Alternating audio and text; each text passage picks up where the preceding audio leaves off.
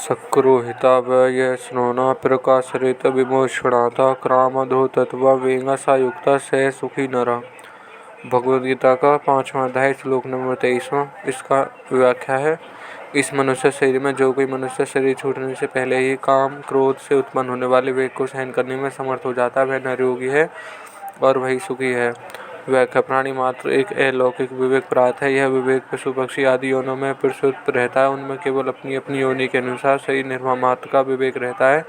देव आदि योनियों में यह विवेक ढका रहता है, क्योंकि वे योनियां भोगों के लिए मिलती हैं, अतः उनमें भोगों की बहुलता और भोगों का उद्देश्य रहता है। मनुष्य योनि में भी भोगी और संग्रह की मनुष्य का विवेक ढका रहता है। ढका रहने पर भी यह विवेक मनुष्य को समय समय पर भोग और संग्रह में दुख एवं दोष का दर्शन कराता रहता है, परंतु इसे महत्व न देने के कारण मनुष्य भोग और संग्रह में फंसा रहता है। अतः मनुष्य को चाहिए कि वह इस विवेक को महत्व देकर इसे स्थायी बना ले।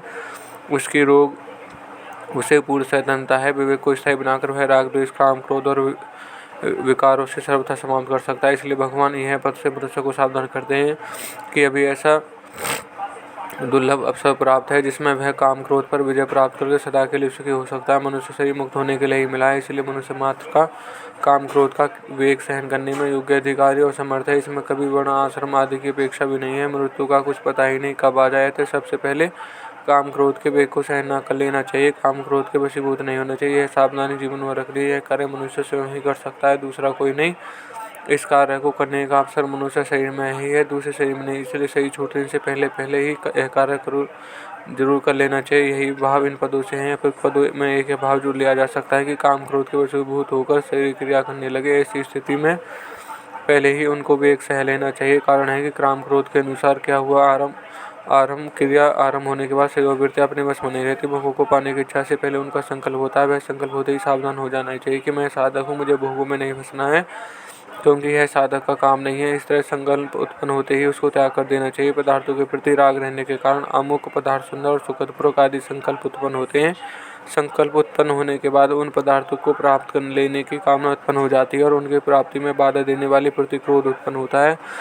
काम क्रोध को वेग को सहन करने का तात्पर्य है काम क्रोध के वेग को उत्पन्न ही ना होने देना। काम क्रोध का संकल्प उत्पन्न होने के बाद वेग आता है और वेग आने के बाद काम क्रोध को रोकना कठिन हो जाता है। इसलिए काम क्रोध के संकल्प को उत्पन्न होने के देना ही उपयुक्त पदों का भाव प्रतीत होता है। कारण यह है कि काम क्रोध का संकल्प उत्पन्न होने पर अंतःकरण में शांति, उत्तेजना, संघर्ष आदि होने लग जाते हैं, जिनके रहते हुए मनुष्य सुखी नहीं कहा जा सकता। परंतु इसी श्लोक में सुखी पदों से काम क्रोध का वेग सहने वाले मनुष्य को सुखी बताया गया है। दूसरी बात यह है कि काम क्रोध के वेग को मनुष्य अपने से शक्तिशाली में पुरुष के सामने भय से भी रोक सकता है अथवा व्यापार में आमदनी होती देखकर लोभ से भी रोक सकता है। परंतु इस प्रकार भय और लोभ के कारण काम क्रोध का वेग फंसे रहने से सुखी नहीं हो जाता, क्योंकि वह क्रोध में फंसा रहता है। ऐसे ही भय और लोभ में फंसे हैं। तीसरी बात यह है कि इस श्लोक में युक्त पद से काम क्रोध का वेग सहने वाले व्यक्ति को योगी कहा गया, परंतु संकल्पों का त्याग किए बिना मनुष्य कोई भी योगी नहीं हो सकता। इसलिए काम क्रोध के वेग को रोकना अच्छा होते हुए भी साधक के लिए इन संकल्पों को उत्पन्न न होने देना ही उचित है। काम क्रोध के संकल्प को रोकने का उपाय है अपने में काम क्रोध न मानना। कारण है कि हम सब रहने वाले और काम क्रोध आने जाने वाले हैं,